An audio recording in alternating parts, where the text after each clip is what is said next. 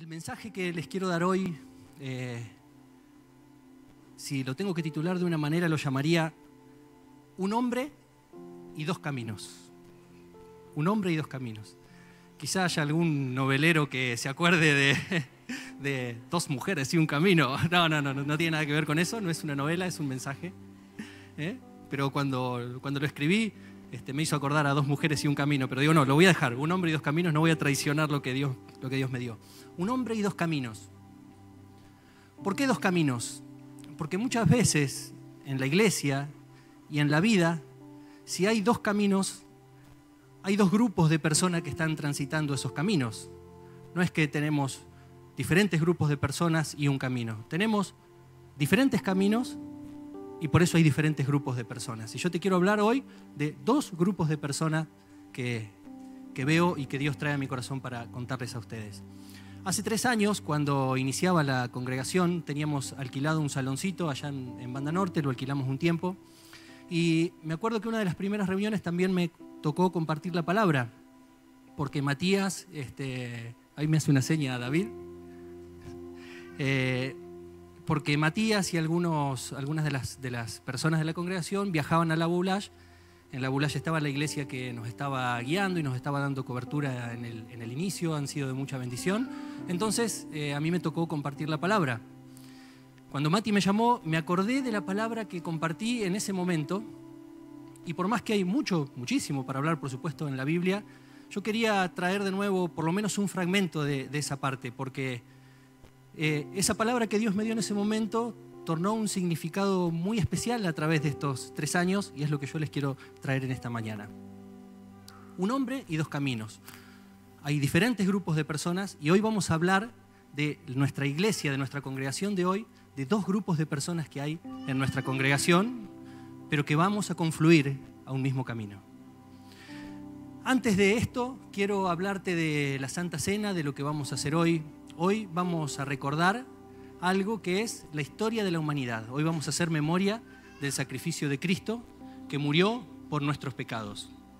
Y si alguien tuviera que tener anotado en la Biblia tres versículos para contarle a alguien que no conoce acerca de esta historia de Cristo salvándonos a nosotros, y si alguien tiene para anotar, yo por lo menos en mi Biblia tengo anotados 3 versículos que hablan de la historia de nuestra salvación del ser humano. El primero está en Romanos 3:23. Romanos 3:23. Si lo quieren marcar en su Biblia, son 3 versículos que no nos pueden faltar anotados o resaltados ahí en la Biblia. Dice así, es muy sencillo y muchos de nosotros lo conocemos. Por cuanto todos pecaron y están destituidos de la gloria de Dios. ¿Qué quiere decir? Que todos tenemos pecado.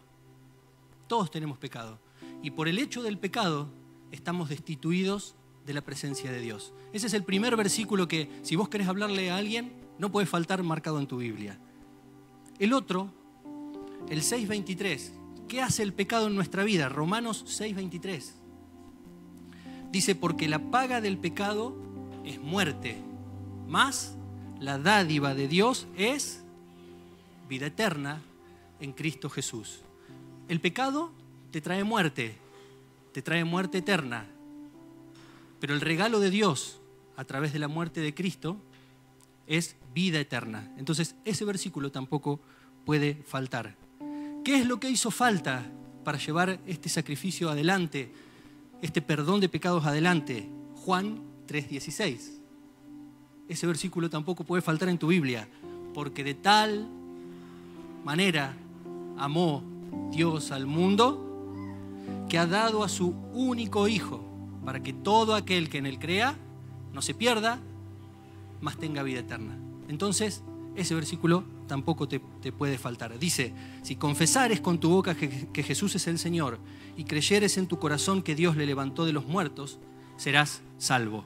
Entonces, si alguno está en este lugar por primera vez o no ha invitado a Cristo a morar en su corazón, es el día que tomes la decisión. Después que termine la reunión, nos podés ver a cualquiera de nosotros, podemos orar por vos, porque Cristo, a través de su muerte y de su resurrección, te dio vida eterna. Entonces, este mensaje también es para vos. Ahora dice la palabra, ¿qué clase de sacrificio fue? Dice la palabra en Hebreos 9:22, dice, según la ley de Moisés, casi todo antes de Cristo se purificaba con sangre, porque sin derramamiento de sangre no hay perdón de pecados. Entonces hizo falta la sangre de alguien inocente y de alguien puro. Ese alguien puro es Cristo. Y fíjense qué notable, cómo es el sacrificio de Cristo, qué es lo que hizo por vos y por mí.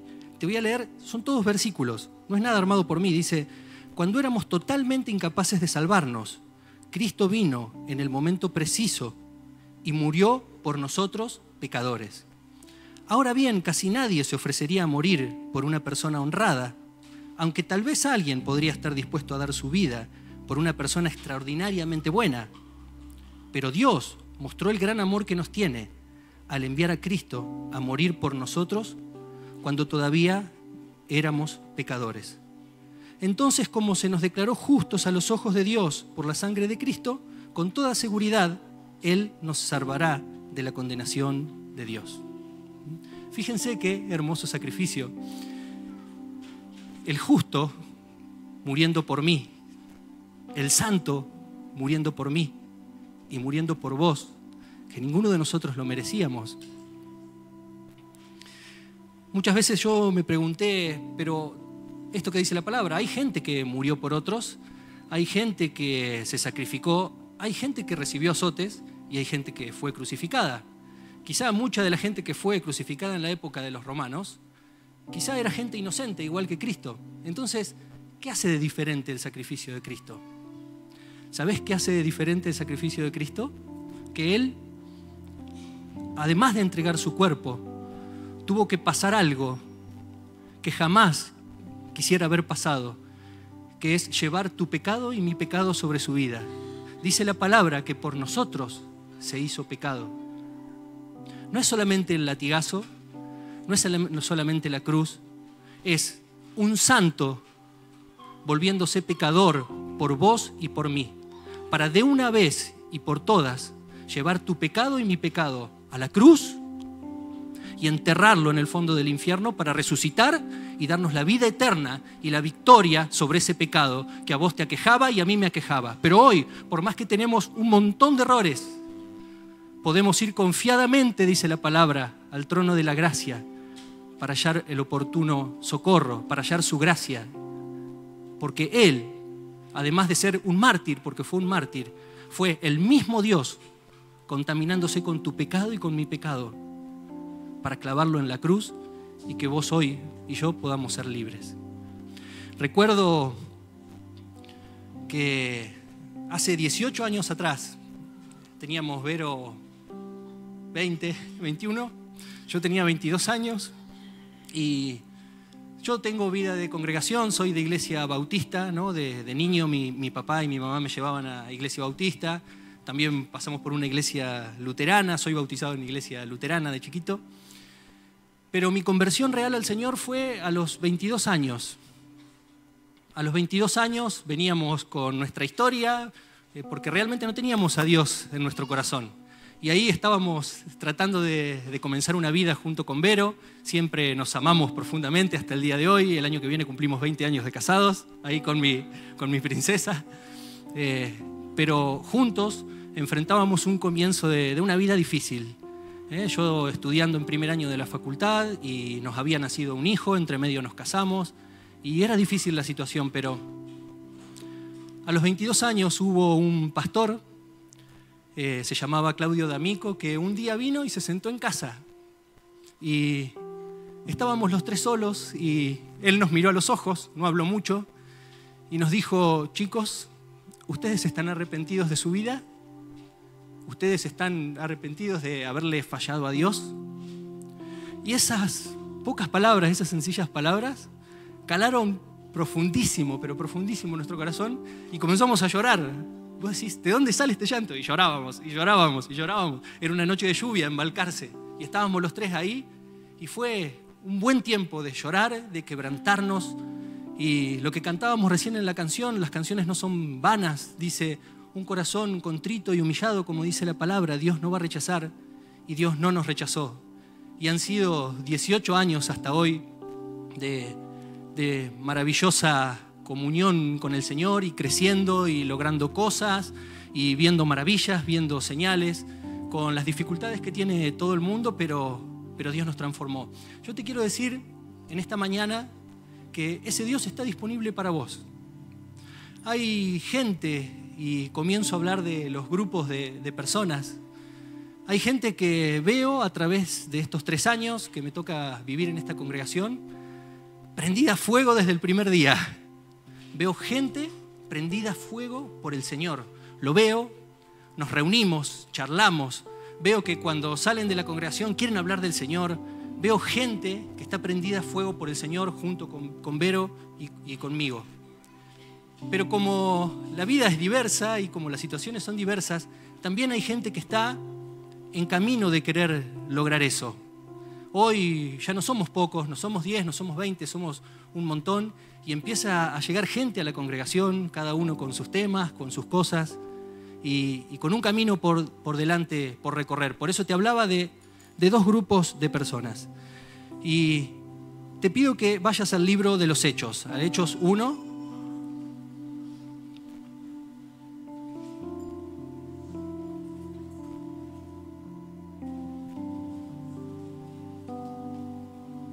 Hechos 1.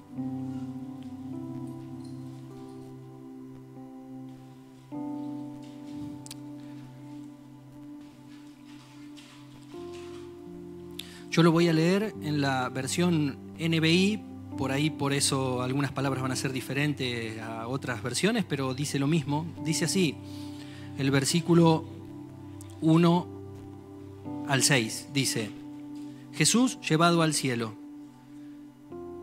Estimado Teófilo, en mi primer libro me referí a todo lo que Jesús comenzó a hacer y enseñar hasta el día en que fue llevado al cielo, luego de darles instrucciones por medio del Espíritu Santo a los apóstoles que había escogido.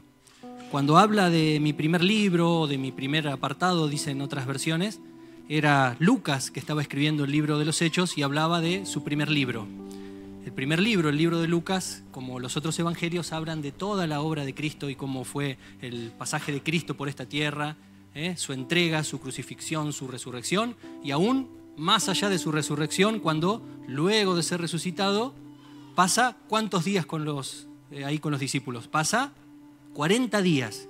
Quiere decir que hubo gente en esta tierra que tuvo el privilegio de ver a Cristo con sus marcas, caminando 40 días por esta tierra. Dice la palabra que hasta tuvo hambre, le tuvieron que dar de comer, y con eso demostró esos 40 días que había un sacrificio, que era real, que lo había hecho y que había vencido a la muerte y que se había levantado de la tumba. Luego, dice la palabra que Dios lo ascendió, fue ascendido al cielo, la ascensión, ¿no? Dice el versículo 3: Después de padecer la muerte, se les presentó dándoles muchas pruebas convincentes de que estaba vivo. Durante 40 días se les apareció y les habló acerca del reino de Dios. Una vez, mientras comía con ellos, les ordenó: no se alejen de Jerusalén, sino esperen la promesa del Padre, de la cual les he hablado. Juan bautizó con agua, pero dentro de pocos días ustedes serán bautizados con el Espíritu Santo. ¿Por qué hago hincapié en esto que dice acá? No se alejen de Jerusalén. ¿No hubiera sido para Jesús más sencillo decirles, quédense en Jerusalén? Sería otra forma de decirlo, ¿no? Él estaba ahí los 40 días, les dice, va a venir el Espíritu Santo, va a venir la promesa del Padre, esperen, quédense acá. Pero la palabra no dice quédense acá. La palabra dice, vamos de nuevo, no se alejen de Jerusalén. No dice quédense. Y a la luz de lo que vamos a ver ahora, en este ratito, no es lo mismo quédense que no se alejen. ¿Qué dicen otras versiones? No se fueran. Tampoco dice quédense. ¿Alguien que tenga alguna otra versión? No se vayan. No se vayan. Miren, Biblia de las Américas les mandó que no salieran de Jerusalén. Dios habla hoy, otra versión. Jesús les advirtió que no debían irse de Jerusalén. Biblia del Jubileo, y juntándolos, les mandó que no se fueran de Jerusalén. Nueva Biblia al Día, otra versión. No se alejen de Jerusalén. NTV, Nueva Traducción Viviente, no se vayan de Jerusalén. NBI, no se alejen de Jerusalén, que es la que estamos leyendo. Me trajo a la memoria, y ayer es como que veía esto, ¿no? Que no es lo mismo quédense que no se vayan. Y me hizo acordar a cuando mi hijo Salvador, algunos lo conocen, era más chiquito y estamos muchas veces en casa, y cuando yo no quiero que se vaya a la vereda, porque a veces no quiero porque no lo puedo vigilar o Vero no lo puede vigilar, yo le digo, no te vayas de casa, no te vayas. No le digo, quédate acá. No sé por qué, por alguna cuestión, le digo, no te vayas porque es peligroso, por esto, por el otro. ¿Tá? Pero yo le digo, no te vayas. ¿Pero por qué le digo no te vayas? Porque hay otras veces que se fue. Hubo algún momento que yo sé que él que se escapó. ¿Por qué Jesús le dice a algunos discípulos, no te vayas, no se vayan? ¿Por qué? Porque hubo discípulos que en algún momento se escaparon. Y eso habla de los dos grupos de personas que hoy vemos en la congregación. Están los que se quedan, los que no se fueron nunca, los que en estos 3 años, como yo les decía, están con sus corazones prendidos fuego. Pero hay algunos, ¿no?, que en algún momento se han ido o se quieren ir o se están yendo. ¿Quiénes eran esos discípulos en la Biblia? Busquemos Lucas 24. No los voy a retar con esto. Es una palabra de aliento, es una palabra de bendición, porque son un hombre y 2 caminos. Puede haber diferentes situaciones en las cuales te encuentres, pero Dios es el mismo y vamos a ese Dios.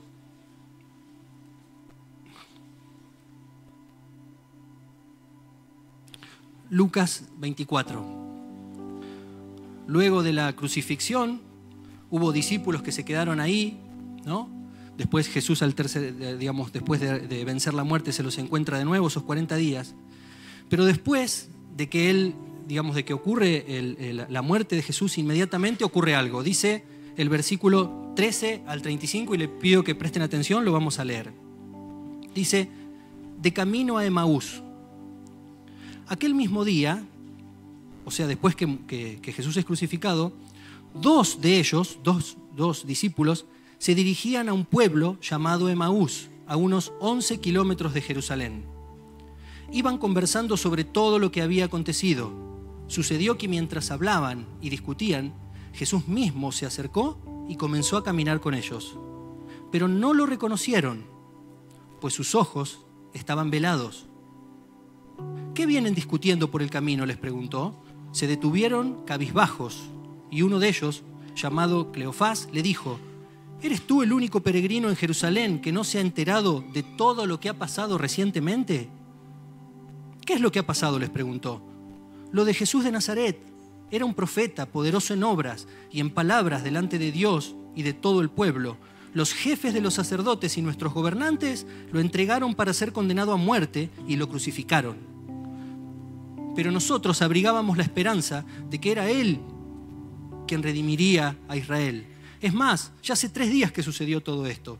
También algunas mujeres de nuestro grupo nos dejaron asombrados. Esta mañana muy temprano fueron al sepulcro, pero no hallaron su cuerpo. Cuando volvieron, nos contaron que se les habían aparecido unos ángeles quienes les dijeron que Él estaba vivo.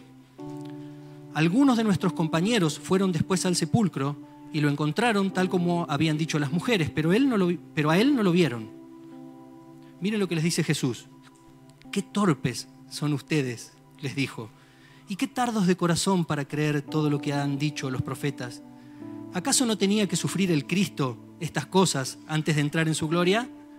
Entonces, comenzando por Moisés y por todos los profetas, les explicó lo que se refería a Él en todas las Escrituras. Quiere decir, les comenzó a leer las Escrituras. Al acercarse al pueblo a donde se dirigían, Jesús hizo como que iba más lejos. Pero ellos insistieron: quédate con nosotros, que está atardeciendo, ya casi es de noche. Así que entró para quedarse con ellos, o sea, los dos discípulos y Jesús. Luego, estando con ellos a la mesa, tomó el pan, lo bendijo, lo partió y se lo dio. Entonces se les abrieron los ojos y lo reconocieron. Pero él desapareció. Se decían el uno al otro: ¿no ardía nuestro corazón mientras conversaba con nosotros en el camino y nos explicaba las Escrituras? Al instante se pusieron en camino y regresaron a Jerusalén. Allí encontraron a los 11 y a los que estaban reunidos con ellos. Es cierto, decían, el Señor ha resucitado y se le ha aparecido a Simón. Los dos, por su parte, contaron lo que les había sucedido en el camino y cómo habían reconocido a Jesús cuando partió el pan.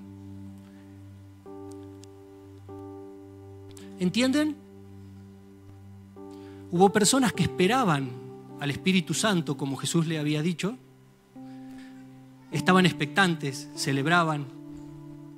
Y había gente que por alguna cuestión se estaba yendo de Jerusalén. Jerusalén implicaba la misma presencia de Dios.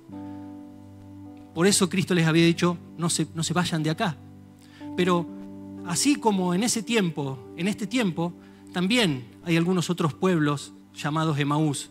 También hay algunos otros lugares que nosotros nos vamos yendo de la presencia de Dios. ¿Y por qué nos vamos?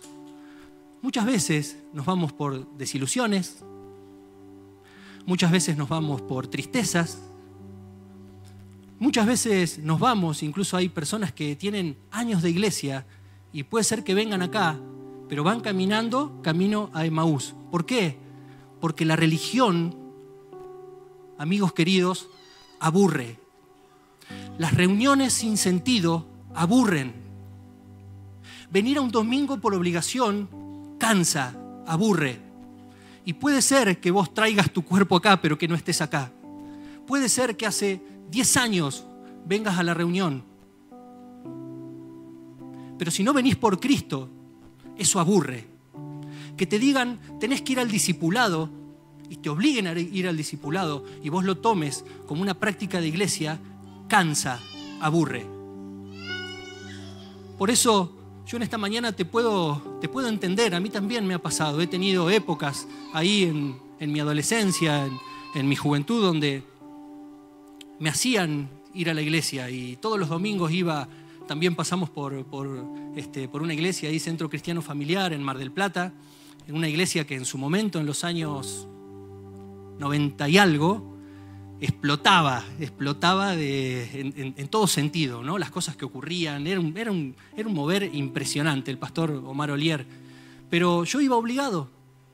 Te podría decir que durante 2 o 3 años fui obligado y sentía: y acá estoy perdiendo el tiempo. Y por más que estaba ahí, estaba yendo camino a otro lado, estaba yendo camino a Emaús. Mi mensaje y mi llamado en esta mañana es: no tenés que vivir así. Hay otra forma de vivir. La forma de vivir es Cristo. Por eso el mensaje es: un hombre y 2 caminos. Porque los que están desanimados, los que están caminando a Emaús, como estos 2 hombres, cuando Dios se les presentó, cuando el mismo Cristo se les presentó y comenzó a caminar a su lado y se les reveló, sus corazones volvieron a arder. Ellos mismos lo dicen. ¿No ardían nuestros corazones mientras hablaba con nosotros? Y cuando les comparte el pan,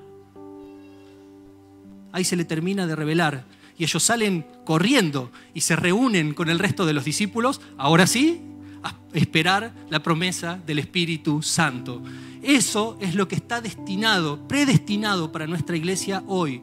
Los que quieran estar en este movimiento de amar a Cristo, de servirlo, de amarlo con todo el corazón, de hablar a otros de Dios, mucho más allá de la religión, mucho más allá de un domingo, mucho más allá de un discipulado, mucho más allá de las actividades religiosas, este es el momento en que vos te podés sumar. Y si estás acá es porque estás con una búsqueda, no estás en otro lado. Una de las cosas interesantes es que, si bien a veces emprendemos un viaje a Emaús, así como hicieron estos hombres, y lo emprendemos por una desilusión, por un aburrimiento, por un fracaso, pero una de las cosas lindas es que ellos caminaban de a dos. ¿Por qué caminaban de a dos? Porque Jesús les había enseñado a andar de a dos, ¿no? Cuando Dios los envía en la misión de los 70, los hace ir de dos en dos. Entonces ellos estaban acostumbrados a andar de a dos. Entonces, lo que te quiero decir, no andes solo. Cuando nosotros hablamos de que te congregues en el discipulado, no es porque queremos meterte en una reunión más. Es porque se anda de a dos, se anda de a tres. Porque a donde hay 2 o 3 reunidos en mi nombre, ahí estoy yo. No se puede tener una vida cristiana solo, no se puede. Estos hombres encontraron a Cristo y encontraron una respuesta caminando juntos. Miren, el que quiera anotar, no lo busque, pero el que quiera anotar, Eclesiastés 4:10. Miren lo que dice. Dice, si caen, el uno levanta al otro. Ay del que cae y no tiene quien lo levante. Miren qué sabia es la palabra. ¿Por qué discipulado? ¿Por qué un discipulador? ¿Por qué un domingo? ¿Por qué comunión? Por esto, porque si alguna vez te toca caer, ay de vos si caes solo. Pero si hay alguien que esté a tu lado, Dios te levanta. Porque si el hombre cayere, no quedará postrado. ¿Por qué? Porque Dios sostiene su mano. Por eso usa su iglesia, por eso usa sus hombres y sus mujeres de fe, para que esa mano sea tu compañero de discipulado, para que esa mano sea tu pastor, para que esa mano sea tu amigo de la iglesia. No nos reunimos acá todos juntos porque somos una secta, nos reunimos porque buscamos juntos a Dios y nos acompañamos y nos levantamos. Por eso yo te dije al principio que esta palabra Dios me la dio al principio, hace 3 años atrás. Y hoy veo cómo juntos hemos caminado y toma sentido lo que Dios me dio en ese momento. 3 años de caminar juntos, amados. 3 años de caminar juntos. 3 años de ver conversiones. 3 años de ver vidas transformadas. 3 años de ser usados. 3 años de levantarnos los unos a los otros. 3 años de amarnos. ¿Es así o no es así? ¿Cómo Dios nos va a confiar en una iglesia cuyos hermanos se aman y se levantan? Ahora, cuando Dios comienza a caminar con vos,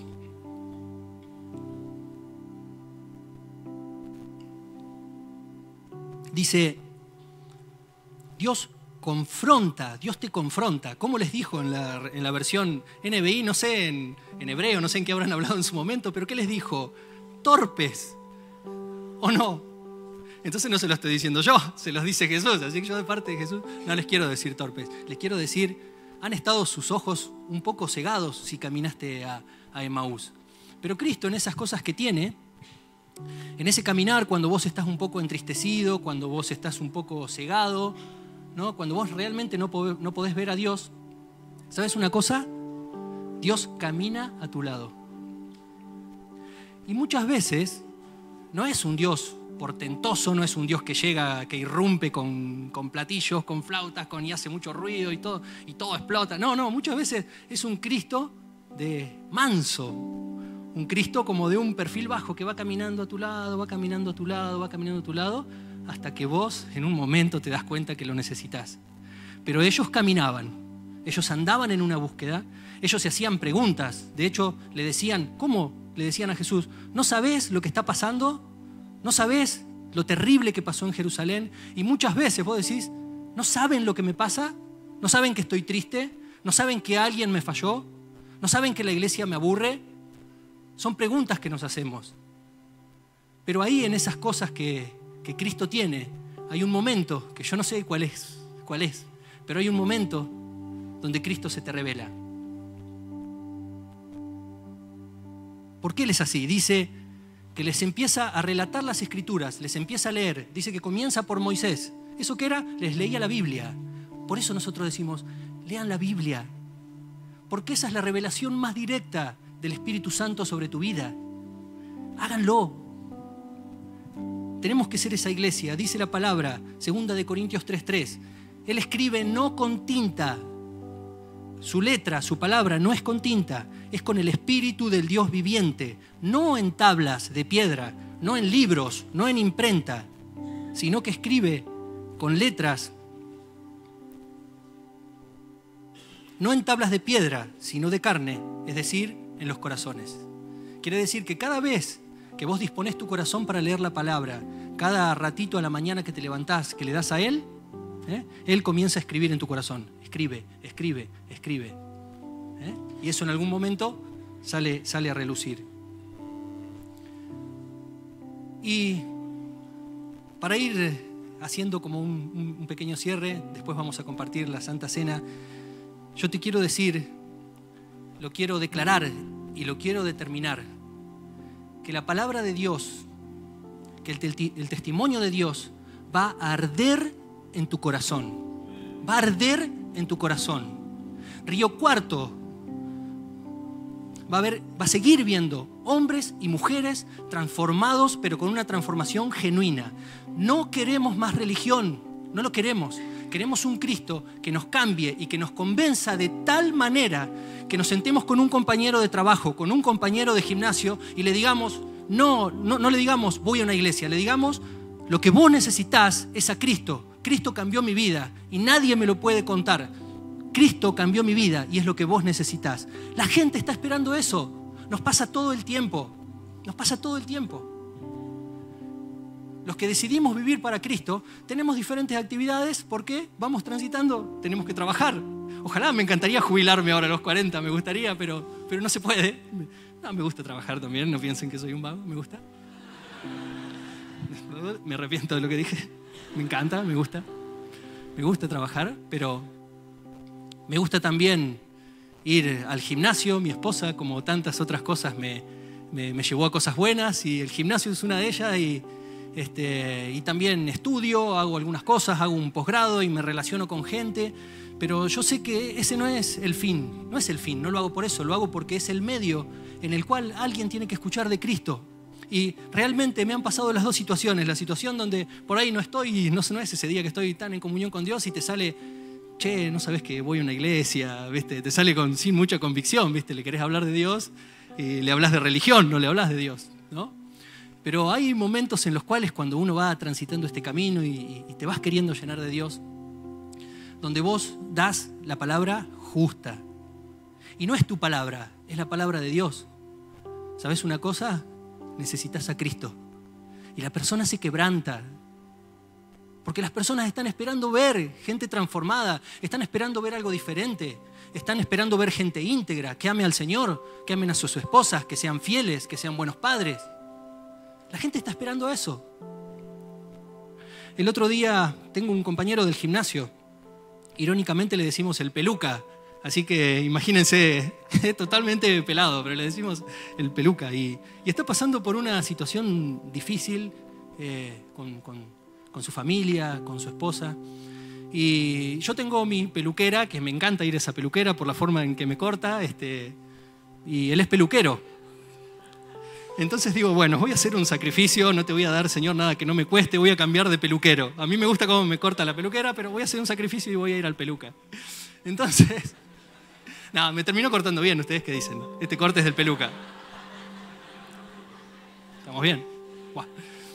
Y veníamos hablando del Señor con él en la peluquería y cuando llego había 2 personas y me dice, Víctor, me da un abrazo y me dice, a vos te trajo alguien, yo necesito hablar con vos, yo te quiero contar lo que me está pasando. A pesar de que somos compañeros, llegó un momento donde la palabra caló tan profundo que hizo algo en su vida, ¿no? Y así tenemos gente que quieren ver a Dios.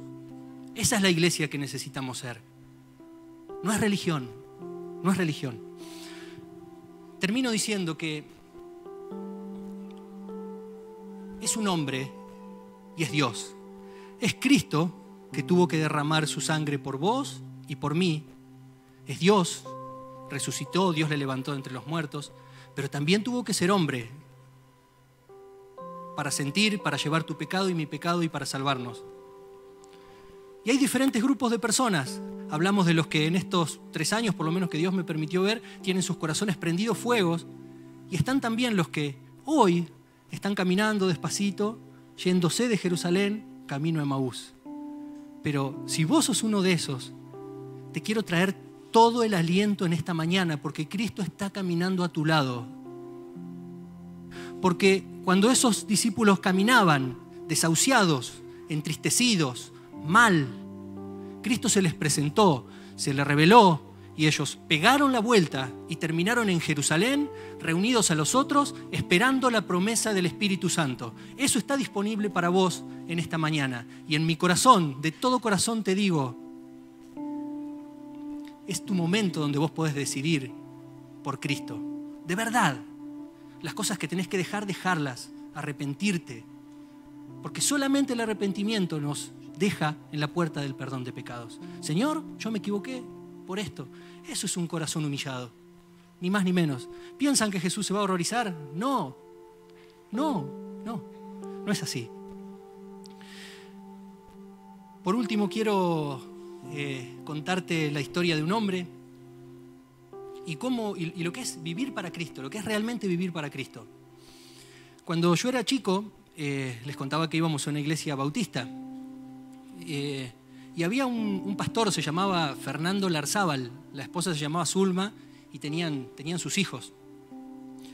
Desde que yo lo recuerdo, yo tendría 6 o 7 años, era una persona grande, ya era grande. Vieron que hay personas que uno dice, esta persona fue grande siempre.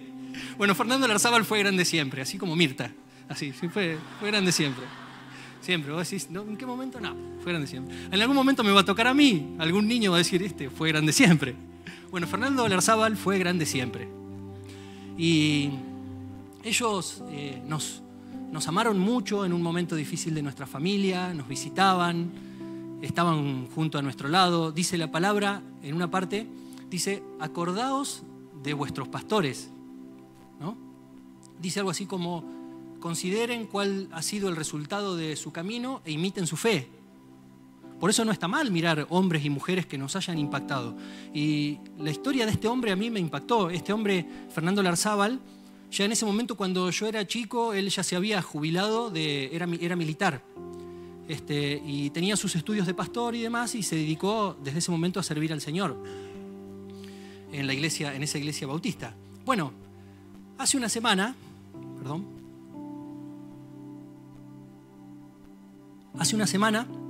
hablo con mi papá y me dice, Víctor, estuve en Bahía Blanca. En Bahía Blanca justamente sigue viviendo el pastor Fernando Larzábal, que en su momento ya era grande, así que imagínense ahora, tiene 94 años.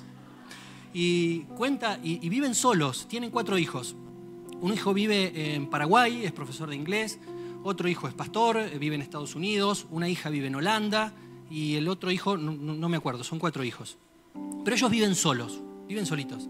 Dice mi papá, llegué a la casa de Fernando, se llama, llegué a la casa del pastor Fernando, dice, y estábamos parados en la puerta y miramos para la esquina, ¿y quién venía caminando? Fernando Larzábal. Venía caminando dando pasitos de no más de 20 centímetros. Así venía caminando, de 20 centímetros, porque tiene 94 años y no da más de su cuerpo, pero ahí está él. Los hicieron pasar a mi papá y a su esposa a la casa, y entonces le dice Zulma, la esposa, dice, hablale fuerte a Fernando, porque ya escucha muy poquito, hablale fuerte. Entonces Fernando pregunta, ¿quién está? ¿Quién nos vino a visitar? Entonces mi papá se arrima y le dice, soy Jorge Bonstra. Ah, Jorge Bonstra. Y él, una memoria tremenda, empieza a acordarse. ¿Y qué pasa con Laura? ¿Y qué pasa con Pablo? ¿Y qué pasa con Víctor? ¿Qué pasa que somos los hijos, somos nosotros, ¿no? Y le empieza a recordar lo que las macanas, lo que hacía Víctor, que esto, que lo otro. Me hizo acordar, se acordaba como si fuera Salvito, más o menos. Salvito salió a mí. Y charlan un rato y el pastor Fernando, con el aliento que le queda, mi papá emocionado me cuenta que le dice, Jorge, dice, yo no le puedo pedir nada más a Dios. Soy feliz. Tengo una vida plena. Estoy contento con lo que Dios me dio. Serví al Señor. Lo amo con todo mi corazón. Y si ahora estoy bien y estoy contento, imagínate en el pensar que estoy a un paso de verlo cara a cara. Entonces, el pastor Fernando le dice a mi papá, dice, Jorge, vamos a hacer una cosa. Yo voy a decir un versículo y vos lo vas a completar. Entonces Fernando se agacha y le dice a mi papá, Jorge, para mí el vivir es Cristo. Y mi papá terminó el versículo diciendo, y el morir es ganancia. Un hombre contemporáneo lleno de Dios, que su vivir es Cristo, pero su morir es ganancia. Esa es la vida que tenemos predestinada vos y yo. Puede ser que hay muchos jóvenes en este lugar y dicen, ¿y cuánto me falta? Me falta un montón, me falta un montón. Si bien no sabemos qué nos puede pasar, pero es como que no pensamos demasiado en ese momento. Querido amigo, joven, viví una vida para Cristo. Esa es la verdadera vida que tenés que vivir. Y transita tu vida en Cristo, esperando morir para verlo a Él cara a cara. Esa es una vida sobrenatural. Ese es un hombre, esa es una mujer, ese es un joven, esa es una joven, un anciano, común y corriente, pero con una vida sobrenatural. Que vos cada día puedas decir, Señor, para mí el vivir sos vos. No es mi trabajo, no es mi esposa en primer lugar, no son mis logros, no es mi economía, no es mi imagen. Para mí el vivir sos vos. Pero espero el momento en que te pueda ver cara a cara.